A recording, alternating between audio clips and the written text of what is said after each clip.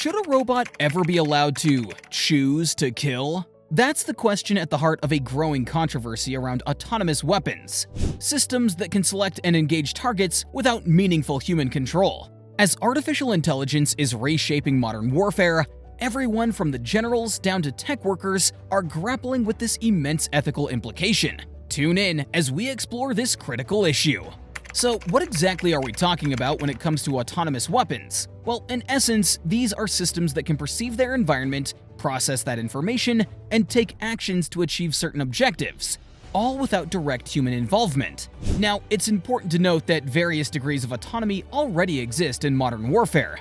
Many missiles, for instance, use algorithms to guide themselves to targets. Drones can take off, fly, and land on autopilot. But crucially, human operators still make the decision about if, when, and where to actually deploy lethal force. Fully autonomous weapons, on the other hand, would be able to independently select and engage targets based on pre-programmed parameters, potentially even in complex and dynamic environments.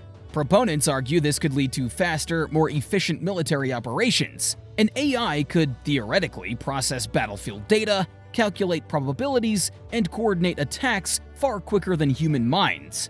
Some also believe that autonomous systems could ultimately lead to more humane warfare by precisely striking military targets while minimizing collateral damage. If a robot is the one making split-second firing decisions, the argument goes that there may be less risk of human soldiers acting on emotion, fatigue, or bias.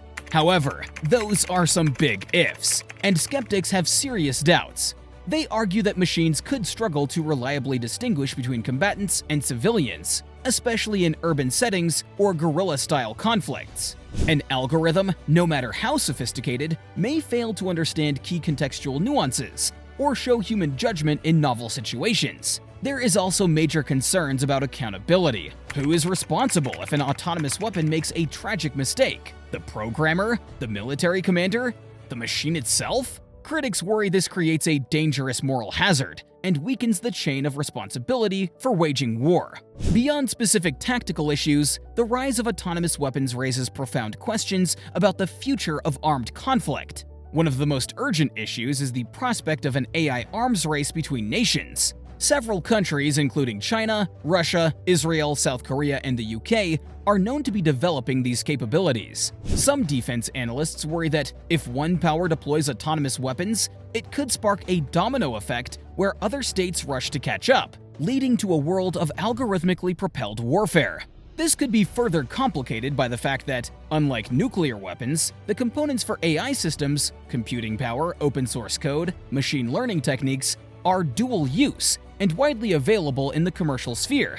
Some warn that this could make it easier for autonomous weapons to proliferate, not just among major powers, but smaller states, and even non-state groups as well. There are also broader existential concerns about the trajectory of artificial intelligence. Granting war-making authority to AI, even in limited battlefield scenarios, represents a major milestone in the history of human interaction with intelligent machines. Some fear that it's a step towards a future where we gradually cede more and more agency to autonomous systems powered by algorithms we can't fully understand or control. Already, AI is being entrusted with growing responsibility in other high-stakes domains, like medicine, finance, transportation, and criminal justice. And in many ways, the debates around autonomous weapons mirror similar disputes about the appropriate degree of human oversight in those fields as well. But there is arguably no decision more serious or irrevocable than the choice to end a human life. It is for this reason that many believe warfare must remain a fundamentally human endeavor, even as we leverage AI as a tool.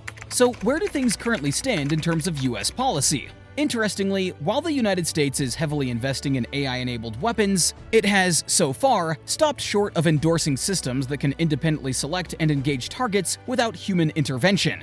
In 2012, the Department of Defense issued an official directive that requires a human commander to be involved in decision-making for any autonomous and semi-autonomous weapon systems. This policy was further elaborated in subsequent reports and manuals, which emphasize concepts like appropriate levels of human judgment and informed human control over the use of force.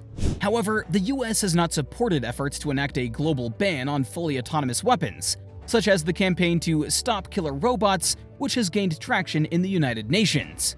US officials have argued that the existing international humanitarian law is sufficient to govern these new technologies.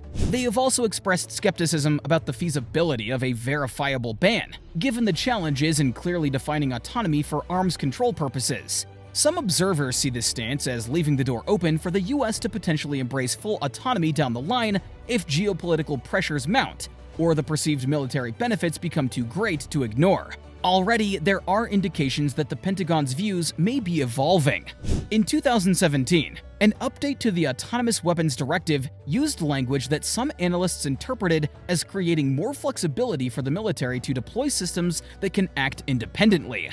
Of course, a major part of the AI and autonomous weapons story is unfolding in Silicon Valley and the broader US tech industry. After all, it is private sector innovation, often originating in the pursuit of commercial applications, that is largely driving recent breakthroughs in machine learning, computer vision, and robotics that are now reshaping modern warfare.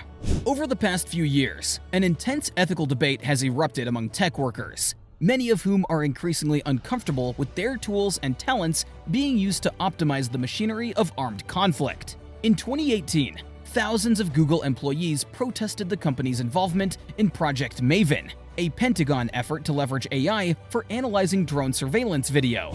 The backlash led Google to announce it would not renew the contract and issued a set of AI principles that included a commitment to not develop AI for use in weapons.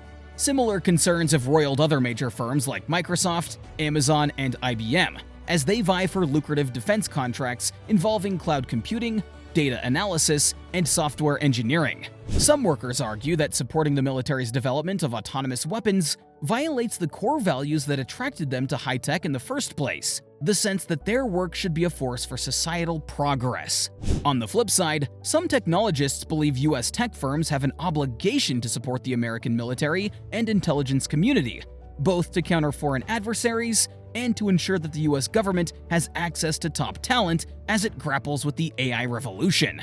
They argue that it would be naive and counterproductive for Silicon Valley to completely disengage from the national security world. Indeed, the Defense Department has made it no secret that it is keen to deepen ties with commercial industries and startups at the forefront of AI innovation.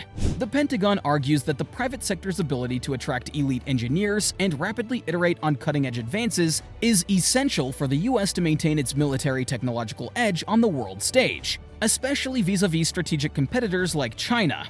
But even some technologists who support working with the government on AI draw the line at weapons that could act without meaningful human control. They argue this technology is simply too consequential and prone to failure to deploy at scale. Some have called for a digital Geneva Convention to establish international norms and regulations around its development and use. At the end of the day, the dilemma around autonomous weapons is forcing us to grapple with age-old questions of human agency, responsibility, and the nature of armed conflict. But now, in a world where algorithms can make split-second decisions, some see AI as a force multiplier that will revolutionize modern warfare for the better. Others fear it represents an alarming step towards humans abdicating our fundamental role as moral agents capable of restraint and mercy. As momentous as these issues are, perhaps one silver lining is that they are unfolding under the heat lamps of robust public discussion and democratic oversight, at least here in the United States. From the Pentagon, to Congress, to Silicon Valley, to grassroots advocacy groups, a diverse array of stakeholders are engaging with the social, ethical, and governance puzzles posed by AI on the battlefield. Our collective challenge is to both mitigate the risks and harness the potential benefits of this transformative technology in a way that protects human life and upholds human dignity. It's a tall order, no doubt, but one of the most pressing issues of our time. How we resolve the AI weapons dilemma today may very well shape the course of the 21st century and beyond. As you can see, the rise of autonomous weapons is forcing us to confront some of the most pressing challenges posed by artificial intelligence, and the stakes couldn't be higher. This is an issue that will impact all of us as the AI revolution unfolds, both on and off the battlefield. So I want to hear from you. Where do you stand on the autonomous weapons debate? Do you think the US should embrace this technology to maintain a military edge? Or do you believe that human control over lethal force is a red line that we can't cross? Let me know your thoughts down in the comments below. Thanks for watching, and I'll see you in the next video.